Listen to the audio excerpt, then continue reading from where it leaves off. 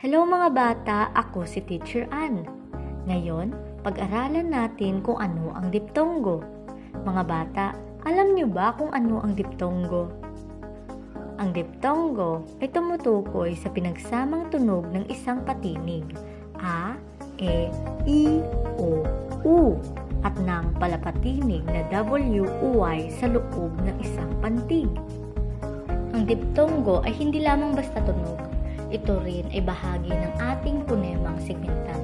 Ibig sabihin, bahagi ito ng mga tunog na bumubuo sa ating wika. At kapag magkasama ang tunog ng isang patinig at palapatinig, nagkakaroon tayo ng kakaibang tunog, ang tunog ng diptonggo.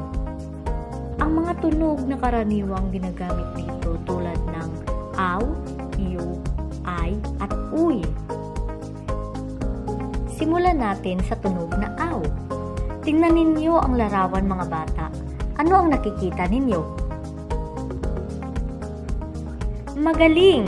Ang araw ay isang halimbawa ng tunog ng diptonggo at sayaw ay isa rin. Mayroon din tayong tunog na iw.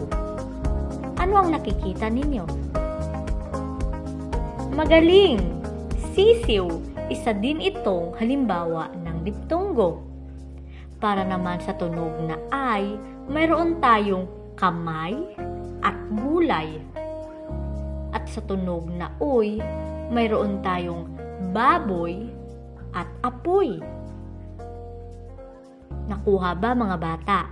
Palaging tandaan, ang diptonggo ay kapag magkasama sa isang pantig ang isang patinig, a, i, u, at malapatinig na w, o y.